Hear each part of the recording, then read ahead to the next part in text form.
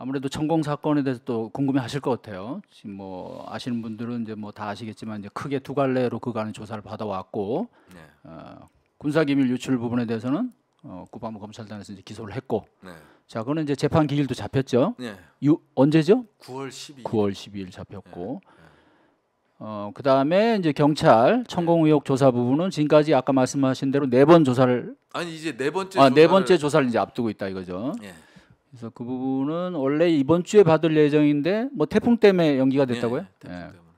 그래서 그 부분이 다음 주 되면 네. 아마 8월 중에는 뭔가 수사 결과를 경찰이 일단 내놓을 것 같죠? 예. 8월 중에는 제가 이제 마지막인 것 같아요. 예. 마지막인 거고 빨리 하자고 하는데 아니 저는 두 번째도 그렇고 세 번째도 그렇고 이번이 두 번째 조사 출석 조사 받을 때 이번이 마지막이라고 그랬거든요. 더 이상 부를 일 없다고. 그 세 번째 갔더니 마지막 또 마지막이래. 그럼 또 한 번 더 부르니까. 뭐 저도 이제 이 사건을 꽤 깊이 있게 취재를 했기 때문에 제가 보기에는 저희 뭐 오마이 TV를 통해서도 지난번에 분석도 하고 했는데 아마 경찰이 지금 기소 여부를 앞두고 상당히 고심을 하는 저는 그런 그 흔적이 지금 그런 걸 보여주는 것 같아요. 왜냐하면 일단 그 군처럼 뭐 뭔가 각본대로 그냥 쫙 가버리면 벌써 기소했겠죠. 네. 근데 지금 계속 뭔가를 더 또 뭐 조사해야 된다 마지막이라 하는 거 또 하고 하는 게 지금 법적으로 아마 쉽지가 않을 것 같다는 아니 저는 생각이 있어요. 저는 그때 아니 부르지 말고 그냥 기소해라. 답정해놓고 무슨 이상한 짓 하냐. 그리고 막 괴롭히냐. 아니 그러면 경찰에서 막 그랬다면서요. 아, 왜 그렇게 막 우리를 그렇게 보십니까? 우리도 나름 다 제대로 하려고 하는데. 아니 이거 사건이에요, 솔직히. 아니 이게 사건이에요? 아니 솔직히 이걸 그 경찰청에서는 고발이 들어왔다고 하더라도 아니 천공, 예? 저 뭐냐 김용현 다 시민단체에서 고발했잖아요. 일사천리로 다 무혐의 처리됐죠. 네, 불송치 결정에 일사천리로. 자, 그러면 지금 이제 지난번에 이제 한번 아직 뭐 정식 수사 결과는 아니지만 천공은 안 나타났고 천공 그거는 이제 사실 무근이고 백재권이라는 그런 관상가이자 풍수가 이 사람을 오인한 걸로 판단한다는 얘기가 지금 언론 보도를 통해서 나왔단 말이죠. 그렇죠. 네. 이 부분에 대해서는 어떻게 생각하세요? 아니 경찰이 똑같은 얘기를 했거든요. 저한테 묻지 마. 아, 어떻게 생각하냐? 김용현하고 천공하고 남영신한테 물어라. 그렇지. 왜 나한테 묻냐고. 예. 저는 기록한 걸 책으로 남긴 게 죄라면 일기에 남긴 거죠. 당일날. 기록한 거야. 당일 기록한 거를 일기를 이제 책으로 낸 거. 책으로 낸 거가 죄가 있다면 그 죄에 대해서는 내가 달게 받겠다. 근데 일기를 그러면 쓰면 안 된다. 온 국민은 앞으로.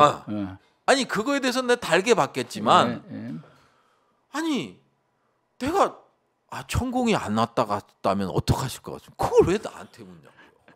자, 그러면 아니 이게 우스갯소리가 아니고 사실은 실제로도 그거는 군 그러면 보고 체계의 문제잖아요. 실제 경찰 말이 사실이라고 하더라도 그분은 저희가 아직은 인정할 수 없어요. 아직 수사가 미진한 부분도 있고 뭐 백재권 씨나 천공이나 다 갔을 가능성도 여전히 남아 있고 하기 때문에 가능성은 상당히. 자, 그거는 그대로 쳐도 지금 말씀하신 대로 만약에 그 어떤 뭐 오인이나 착각이 있었다면 그거는 뭐 현장 보고자하고 총장하고의 문제 아니에요. 보고 올리고 받은 사람. 그다음에 대변인은 총장한테 전달받은 사람이잖아요. 본인이 얘기한 게 아니고 본인이 뭘 주장한 게 아니고 본인이 목격한 거 있어요? 제가 뭘 목격한 없잖아요. 좀 목격했으면 좋겠어요. 제일 후회되는 게 뭐 저는 휴대폰에 녹음을 안 하거든요. 이건 상대방에 대한 지금도 마찬가지예요. 근데 그때가 제일 후회됐어요. 그 관계자들하고 통화한 내용, 총장하고 재차 확인한 내용. 아니 뭐 이게 녹음이 그렇죠. 됐어요. 남 총장하고 당시에 그 비밀스럽게 은밀한 장소에서 대화했던 게 만약에 녹음으로 남아 있다. 아니 그거 말고 그냥 그 다음에 일주일 후에 그 후에 또 했던 거. 통화한 내용. 아니 뭐 처음에 걸 해놨으면 제일 확실한 거지. 아니 그러니까 이게 녹음을 해야지 이거 도저히 그런데도 못 하겠어요 저는. 이 녹음은 그냥 양심에 제 기준과 제 양심적 기준에 맞지 않아서 여전히 그래서 이제 뭐 포렌식 받고 아이폰으로 바꿨는데요.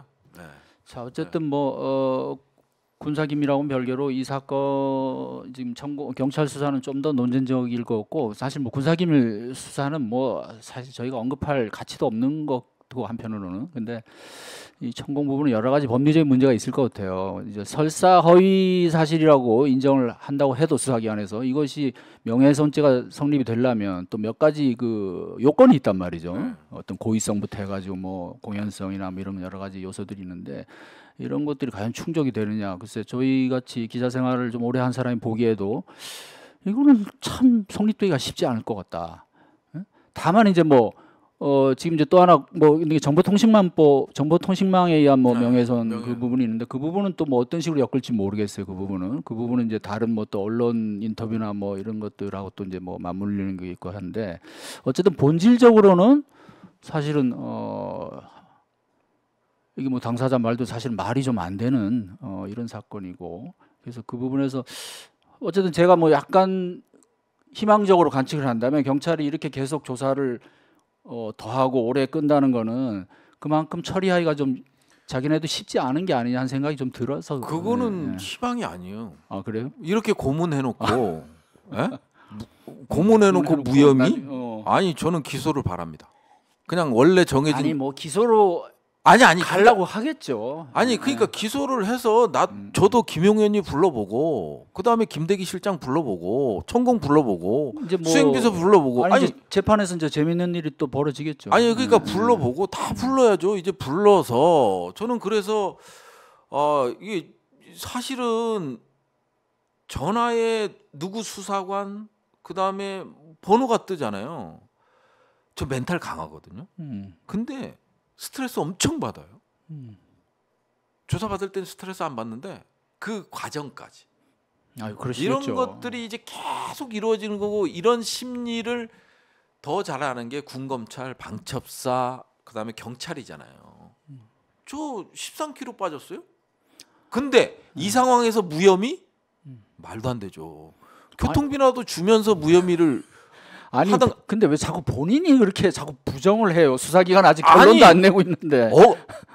자 군사 기밀은요 억울해서 무죄가 나와야 되는 거고 이거는 억울해서 기소가 돼야 되는 거예요.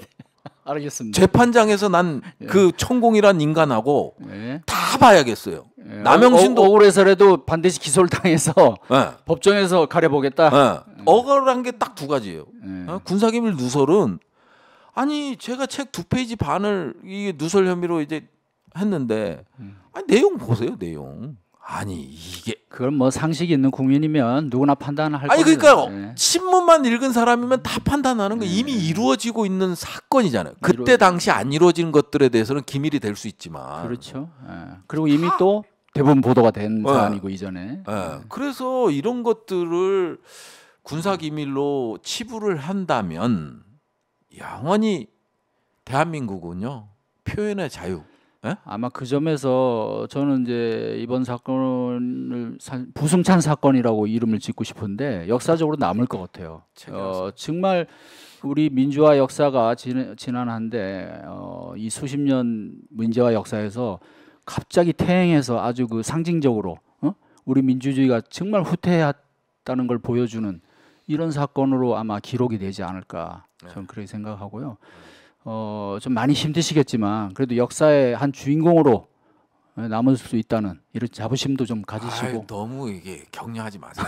이미 뭐 격려하려면 어쨌든 그게 아니고 아니 그래도 뭐 우리가 말이라도 좀 이렇게 하면서 서로 위로하고 힘을 내시라고 드린 말씀이고.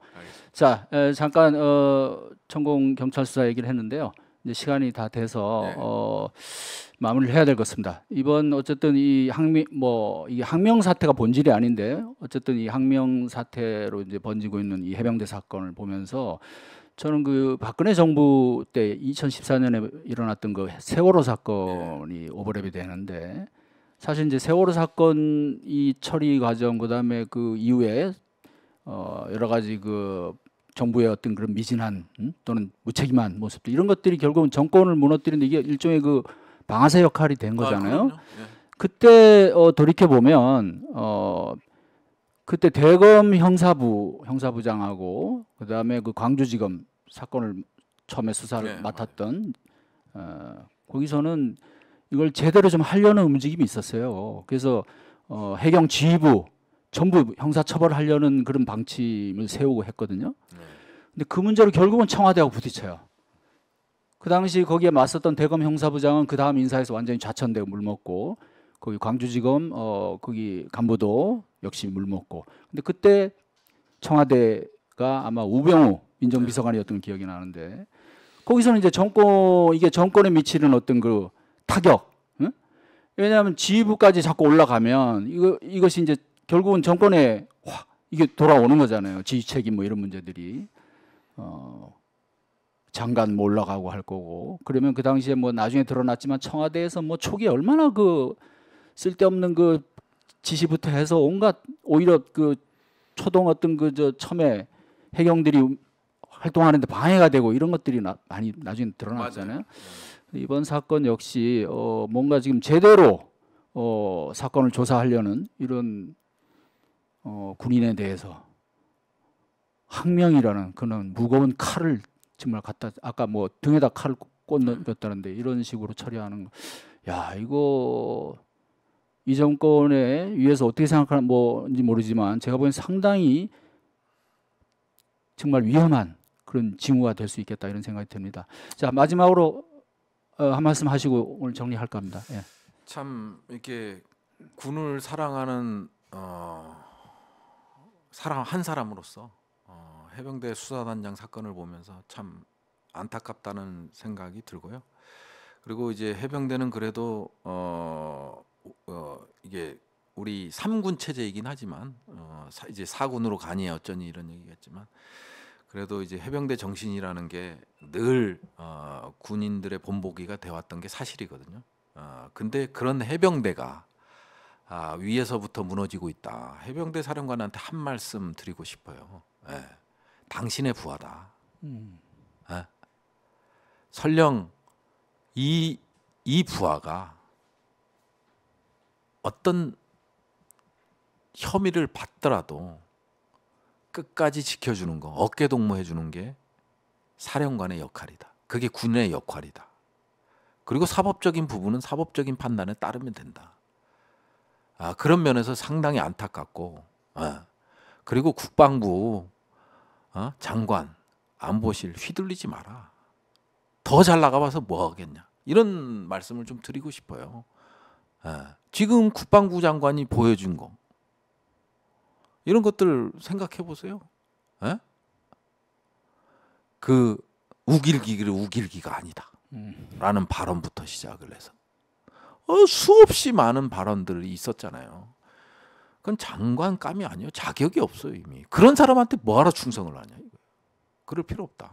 그냥 국가에 충성하고 동료를 감싸는 그런 해병대가 됐으면 좋겠다는 생각이 듭니다. 저 그런 관점에서 봤을 때 해병대 사령관님께 말씀드리고 싶은 거는, 어려울수록 옆에 동료가 중요하다. 이 말씀을 꼭 전해드리고 싶습니다.